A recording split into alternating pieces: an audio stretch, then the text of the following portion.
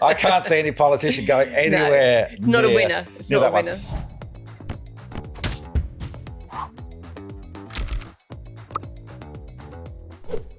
Hello, Budjurigamawara. Welcome from the Gadigal lands here in Sydney. I'm Simon Thomsen, editor of Startup Daily, and it's Startup 360. Although sadly, just me this week. Magella Campbell, my co-host from Fishburners, is away, so I'm flying solo this week. But I do have the most fantastic guest joining us on the show. Antonia Ruffell is the CEO of StartGiving, the philanthropic organisation founded by Daniel Petre, the co-founder of Airtree. And she's now the managing director in Australia of Pledge 1%. That's the global organisation, which is chaired by Atlassian Scott Farquhar. It turned 10 earlier this year and is having a dramatic impact with nearly 20,000 companies around the world, many of them in tech, pledging to donate 1% of their time, their equity, whatever you choose, into philanthropy and to giving. So today's conversation is all going to be about generosity, kindness, and giving. So I hope you'll stick around for that. But before we go any further, I do want to talk about a couple of stories that are on startupdaily.net this week. Of course, Canva had its big launch last week with 10 new features that we've got all the details on from my colleague Eloise Keating at Smart Company. She went through everything they've done in what they're calling the creative operating system, the biggest product release in 12 years, Canva says. Plenty, as always, of course, about AI this week with a lot going on. Australian tech execs are saying that they're a little bit worried about generative AI and the risks it poses. A new study out this week has also been looking at the AI divide that is already starting to happen in Australia.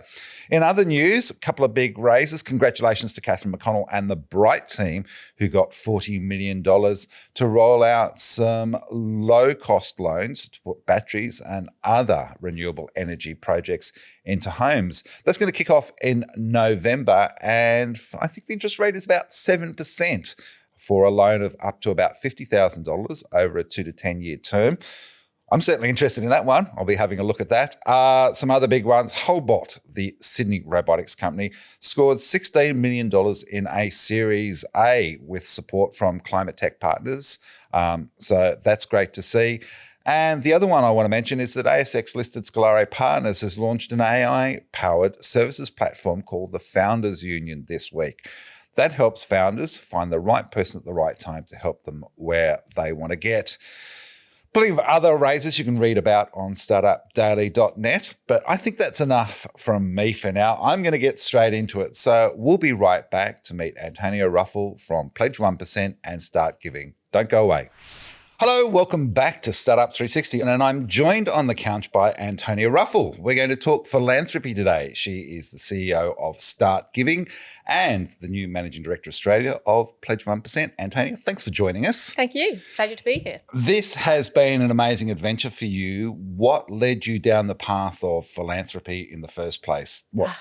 2 decades ago now. Yeah, well, shall I go going right the way back to the beginning? I think it started right at the beginning of my career. So I started working in the 1990s now, back in London, for a big youth charity called the Prince's Trust, now the King's Trust. And that's really, I think, where I got to see two things. Firstly was to experience firsthand the impact philanthropy could have on sort of supporting disadvantaged communities, particularly Prince's Trust worked with young people. And interestingly, one of their major programs was to support young entrepreneurs. So it gave low interest loans to young people who've been long-term unemployed to help them start their own businesses. So I think there I got both the sense of what philanthropy could do, but also loved getting out of bed to work for an organisation that had an impact. There's also that sense, and I think that's a big thing that King Charles has been focused on, is with great privilege comes great responsibility. And so that sense of giving back and helping others because of the opportunity that you have has been a central tenet for him. Is that what was instilled in you? Yeah, I think so. Perhaps, I mean, there's a different level of wealth and privilege that comes with the royal family in England that I think is a very different level of wealth. They're middle income now compared to a few tech billionaires. But certainly that was my first, I didn't grow up from a wealthy background. So that was my first exposure really in my 20s to suddenly discovering people who did have wealth. And I met some phenomenal sort of philanthropists there who really were doing exactly that, understanding that they had this incredible wealth and wanting to do something impactful for it. So that's where it all began, really. And what was the takeaway from that initial period as you sort of started to experience this and bumped into these people who we often look at from a distance as a kind of god, but are quite mortal once you get up close? Yeah, absolutely. I mean, that's one of the beautiful grounding things you have when you start your first job as a young sort of person in their 20s, working for an organisation like that was really grounding you and not being in awe of people just because they have money. But I think admiring people for what they did with it was a very different thing. So what led you out here on this adventure? So I came to Australia in my late 20s. At the time, it was just an adventure. Right. I'd been working at the Prince's Trust for a few years. Hundreds of episodes of Neighbours and thought I've got to do this? I think that's the case for every English person, I think, coming out here. We grew up on Neighbours and Home and Away. So you come back and have this wonderful, wonderful idea about going to Australia. And lots of young people were coming out here as backpackers. But I already had some work experience behind me. So I came out here and I thought, I'll come and try living in Australia, see what that's like. And came out here. And my first job here in Australia was helping somebody to set up their own foundation. So back around, it was 2002, I came here on what's now called private ancillary funds. So that's a tax-effective foundation you can set up. They'd just been introduced in Australia. And I happened to land this first job helping someone to set up one of the first private ancillary funds. And that's what sort of gave me that grounding in really what is Australian philanthropy.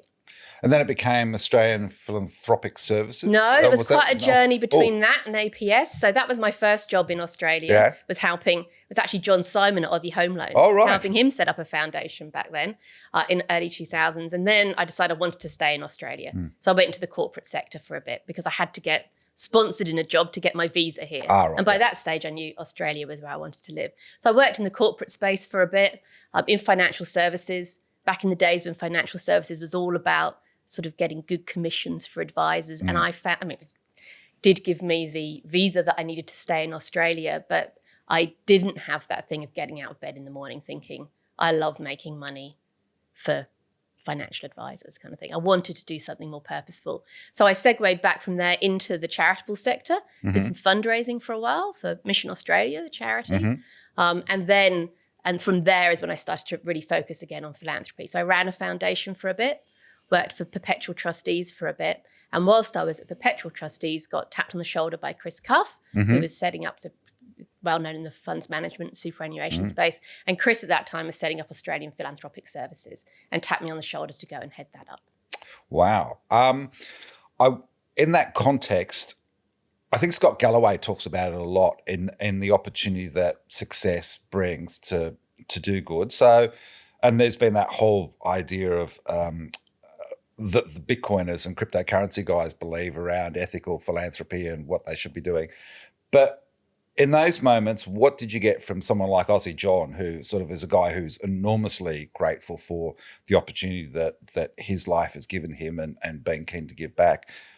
What was your sense of Australia at the time when you came out here 20 years ago? Yeah, and how it's changed since. I think one of the things that's changed over the last 20 years is back then, setting up a foundation in your lifetime was a less popular thing to do. There wasn't much conversation about philanthropy. And most people, if they were setting something up, it was something they were thinking about doing through their estate planning. Yep. They were setting up a provision to have a trust through their will and weren't spending so much time thinking about it in their lifetime. And then these things called private ancillary funds got introduced that made it much easier to set up a philanthropic structure in your lifetime. And I think that's one of the biggest changes that's happened that I've seen over the last 20 years is just more people are doing stuff in their lifetime and setting up foundations. Because successful sports people are doing it now, as well as business people. There seems to be a whole range of opportunities in terms of how you decide to divvy up your success amongst others. Yeah, absolutely. I think where I'm focused now really is that opportunity as well in the tech startup space for encouraging tech entrepreneurs to do the same. So, well, I want to ask you, because for people who are just hearing about StartGiving and Pledge 1% for the first time, let's start with StartGiving, because Daniel, who many people will know from Airtree, decided that this was going to be his next big project. That's right. So this was about 3 and a bit years ago. So Daniel Petre, if people don't know who Daniel is, Daniel was one of the co-founders of Airtree, but before that, early in his career, worked directly with Bill Gates at Microsoft. Yeah. So that's where he really saw the light of philanthropy, if you like. It was at the time that the Gates was setting up the Gates Foundation. And Daniel personally was very inspired by the Gates family philosophy that if you're successful in life, it is your responsibility and not your choice to give back. So the quick story for Daniel and how StartGiving came about is he came back to Australia, and him and his wife, in the days not many people were doing it, moved at that stage 30%, I think, plus of their wealth into a foundation. And they've been giving ever since, topping it up and giving money away. So as well as this sort of tech VC hat that Daniel's well known for in the startup space, he's also very well known in the philanthropy space as being really one of the early adopters of philanthropy here. And he's been trying to encourage it really throughout his career and his life. And really, when he stepped down from Airtree, got to the point of thinking, no, I think there's really something we can do to encourage more tech founders to think about philanthropy and to normalize the conversation in that group.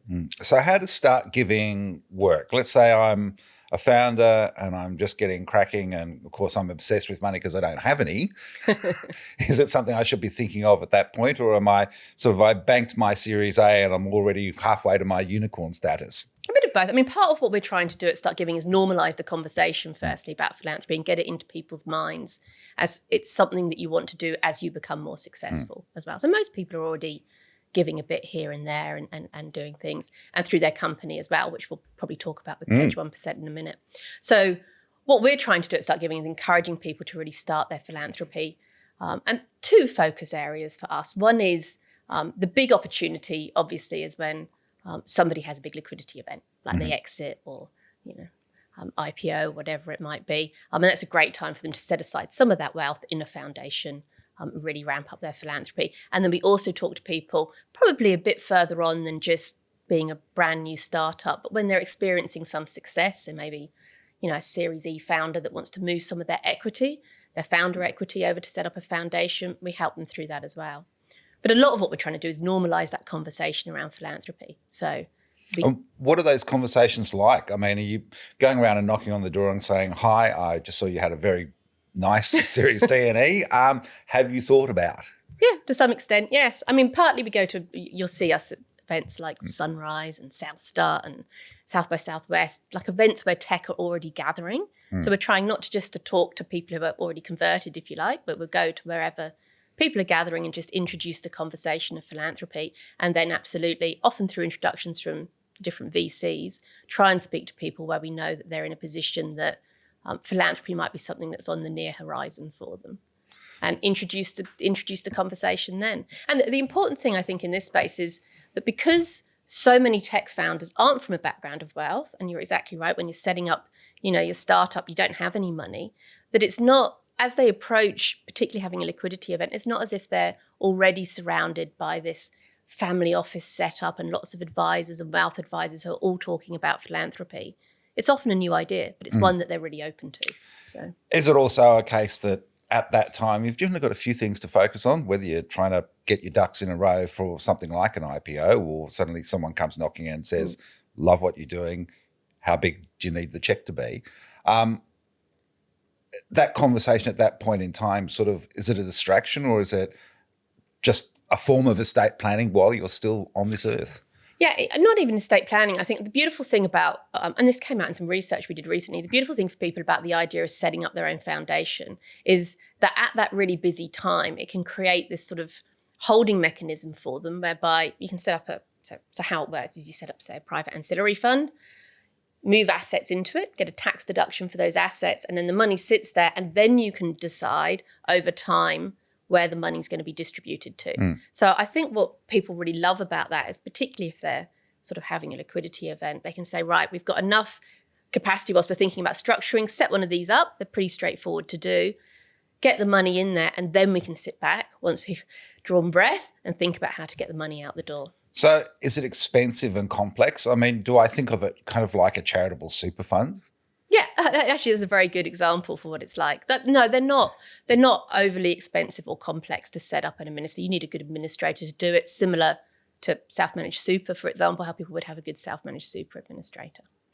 Okay, so what can StartGiving do to help me if I'm a founder and Mm. I am blessed with this great moment that's coming up and I'm wondering what to do with this money. Come and talk to us is the first thing I say. So we're a tiny team. Yeah. So we don't try and recreate the wheel to actually set up foundations and run them. There's plenty of people that do some good work in that space. I'd say we're really that first point of call. So what we can do is help act as, I suppose, like a concierge service, we'd say. You know people. Yeah, we know people. So we'll introduce you to someone who can set up a foundation in an effective and cost-efficient way, introduce you to other tech founders or people like you that might already be doing some stuff in this space, where you can talk about how did you decide what you were going to give to, how did you go about it, and other organizations working in this space that can help people navigate what they're doing. So we're the connector, really, and help guide people through the journey, but don't control it all for them.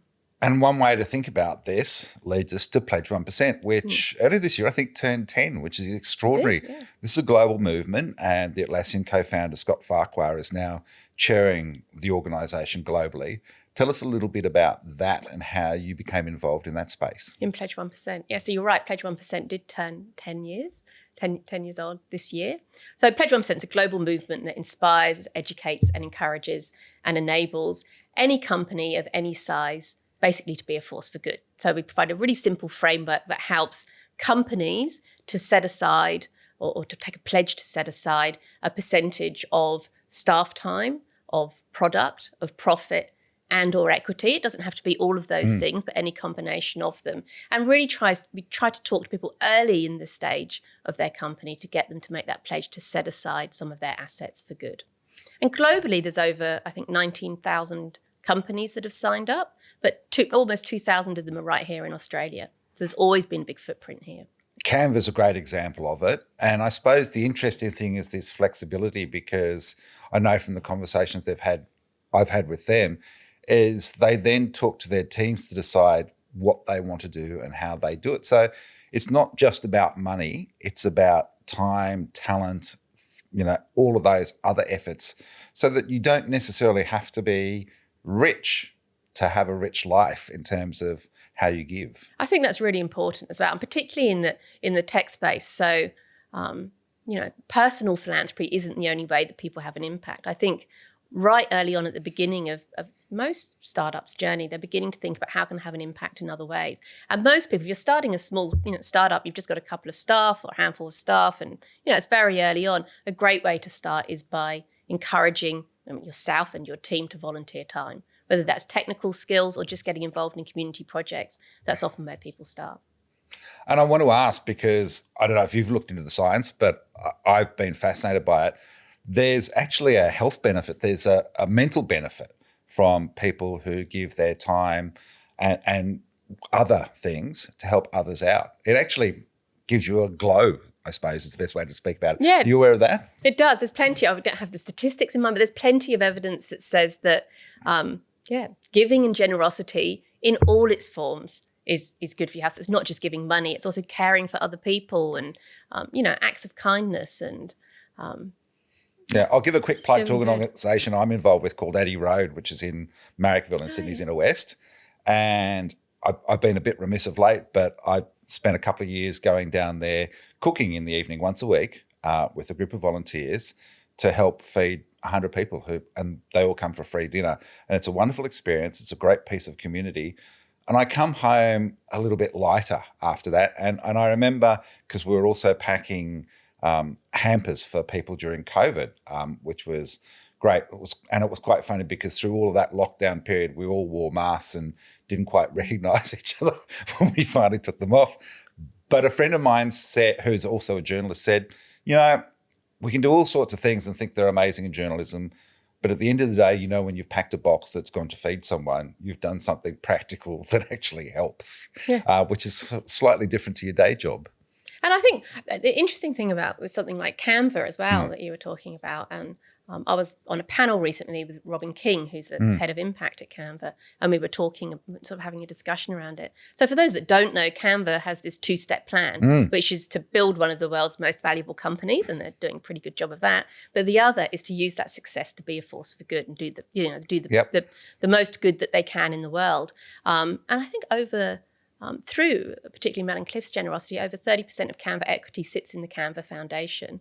So they sort of employ that idea about being a force for good across the whole company. So the message that you get if you're a Canvanaut is everything that you do, even in your day job, is contributing to the value of the philanthropy that they can do.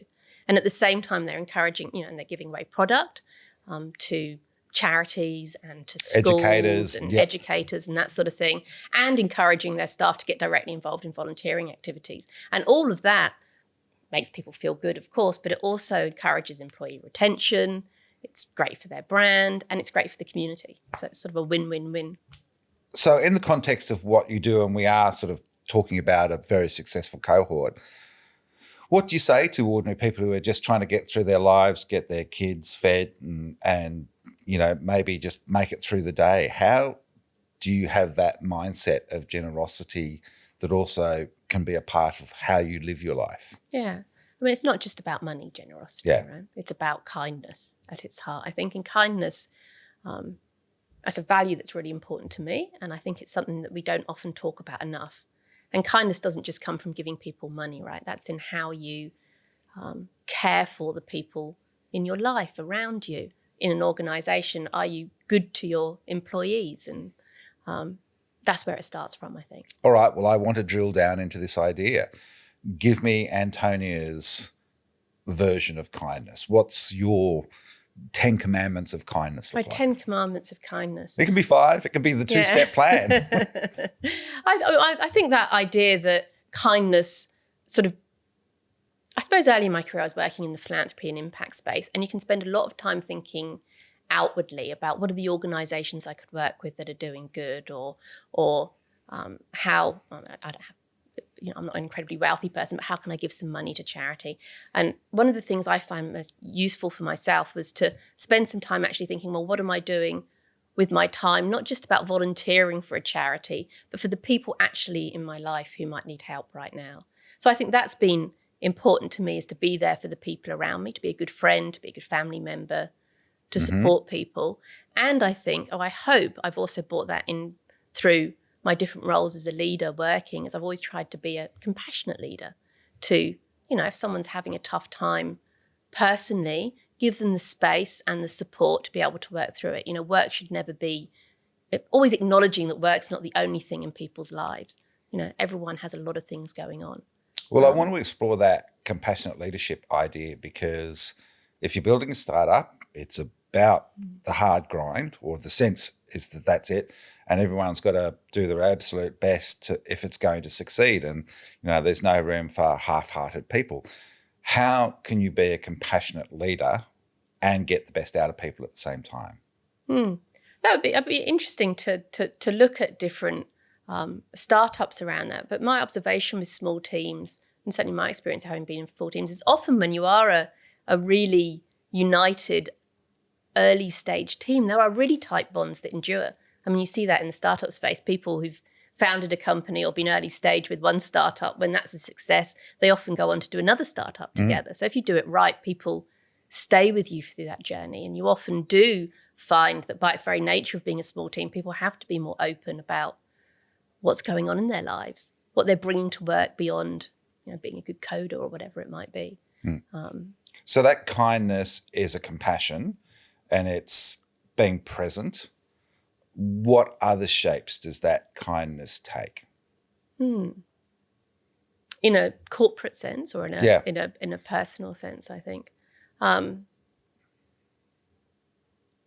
question. I mean, number one, it's about relationships and treating people with respect, I think. I mean, we've had issues around that in the startup sector.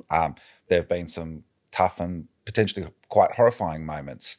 So as part of that mindset, that generous mindset, let's call it that, I suppose, how do we keep that front and centre? I know I've lost my way on occasions and not been the best person I could be, and had to come back and work on that and change some behaviours and habits. But I suppose it's now for me, and I think Daniel's probably has a similar mindset. It's about, okay, well, with the time I've got left, how am I going to use it most effectively and in the best way so that it does, for want of a better term, spread the love for people? Yeah, I mean, Daniel often talks about, can you put, lay your head on on your pillow at night, knowing, feeling good, knowing that you've done the best that you can with what you have to help other people and do good in the world. What's your sense of Australia now and where we are with philanthropy compared to the rest of the world? America seems to have a huge, huge philanthropic movement that is just deep in their DNA, with the exception of probably the richest man in the world, but I'm not going to go down that path right now.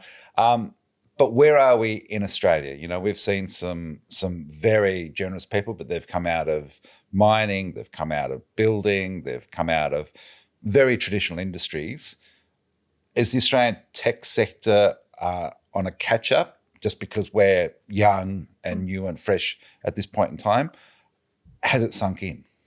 I think it's not just a catch-up. I think it's an acceleration. Mm-hmm. So we recently did a piece of research, Tech Giving Report, with the Centre for Social Impact, who supported us on that. And that came out with some really interesting statistics. So just in the last few years, if you just look at the top 50 biggest philanthropists in Australia, a few years ago, 1% of that giving came from the tech sector. And now it's 21%. And just looking at the commitments that have been publicly made by those, particularly those sort of wealthier end of the tech founders, we think there's the potential for $20 or $30 billion of untapped potential giving to come through the pipeline in the next few years. So firstly, there's this huge potential for like significant giving, which is what we see in the US as well, to be unleashed. But the research also showed that people working in the tech sector were more than twice as likely than others to already be giving in some way, to already be giving to charity. So, and the research sort of shows there is this interest with this, particularly people that are coming into wealth for the first time. And there's a lot of new wealth in Australia, that there is this desire to have a positive impact with the money beyond buying, a nice house and a nice car for yourself, but really to do something with it. So I think philanthropy in Australia is at this really exciting tipping point at the moment.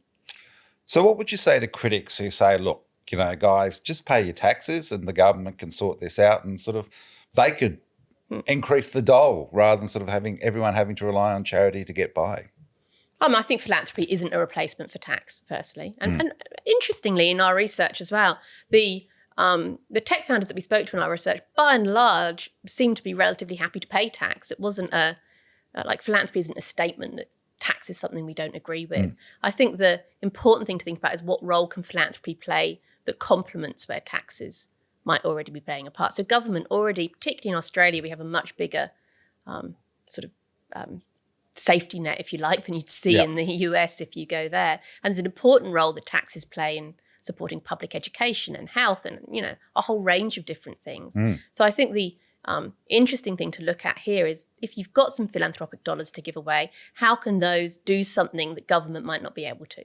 How can you expand the impact of government, look at exciting new projects or areas that are just trickier for government to support and really have an impact that complements what government might be doing? So can philanthropy be more innovative than the way government structures work in terms of providing a social safety net? Definitely, I think. And that's not to say governments, never participates in innovation, but we see, there's two things that I see, particularly in the tech sort of philanthropic community, if you like. One is, particularly when people are starting out with their philanthropy, you sort of see an approach that's a bit like angel investing, but angel philanthropy, which is finding really great social entrepreneurs who might be working in a local community. Addison Road's probably a good example, where you've got a community there and some passionate people who come together, and you have a great founder who says, I know this community or this issue intimately, and I know how to fix it, and they just need a bit of support to do it. And they're going to go far when they do that. So I think there is naturally in sort of the tech founder community this desire to back people who have similar attributes around solving problems and scaling. So there's that's one side of it, but backing that sort of innovation. And then at the sort of other end of the scale, there's the desire to fund things that aren't just looking at putting a Band-Aid on a problem, but how do you really get systemic change about an issue?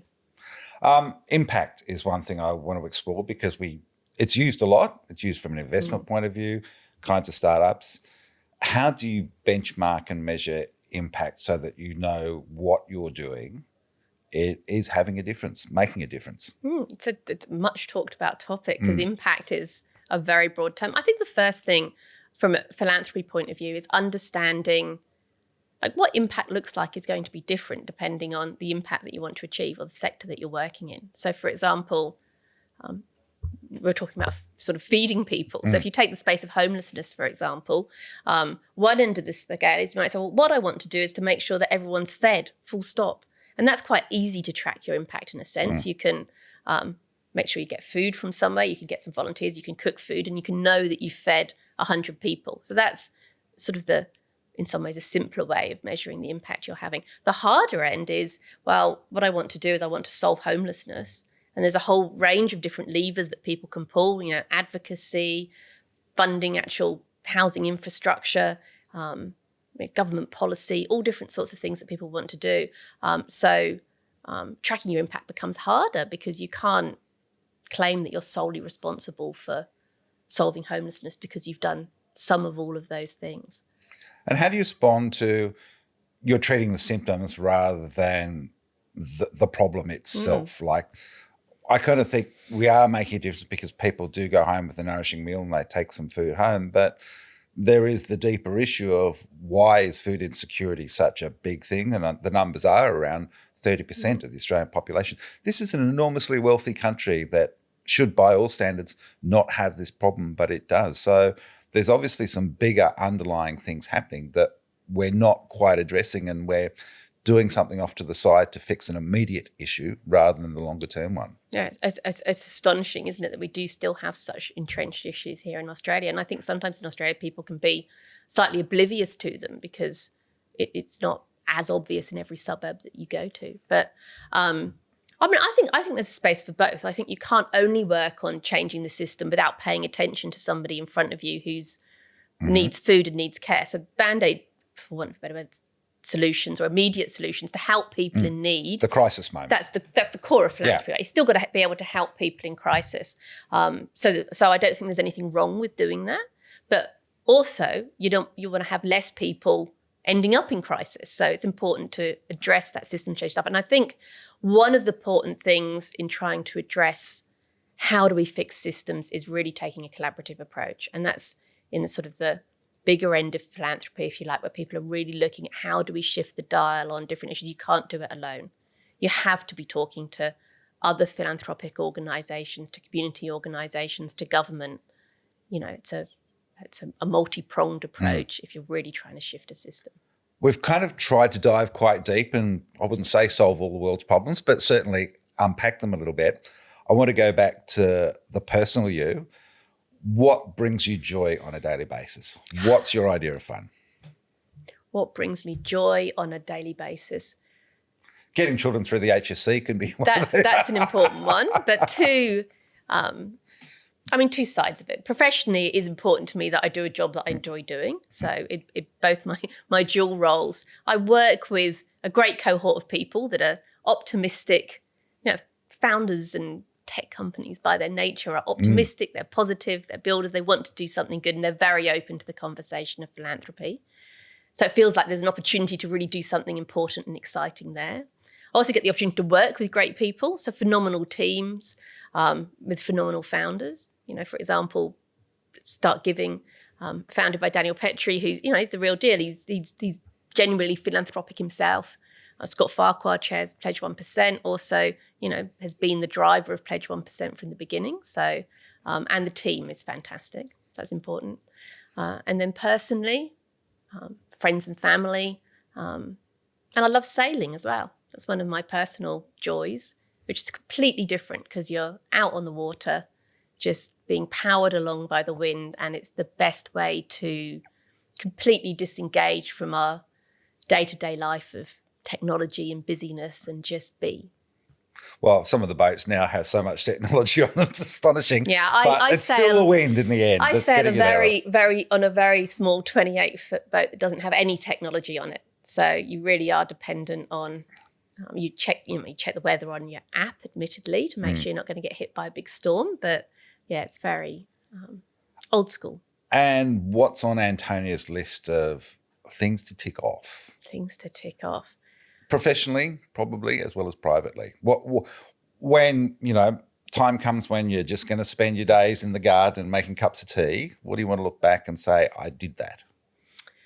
I mean, professionally, my mission over the last few years has really been to try and normalise that conversation about philanthropy. So I'd love that to feel that I've contributed to a situation where in Australia, it's much more the norm that if you're successful, either with your company or personally, that you're going to give back, and that there's easy ways of doing that. So, yeah.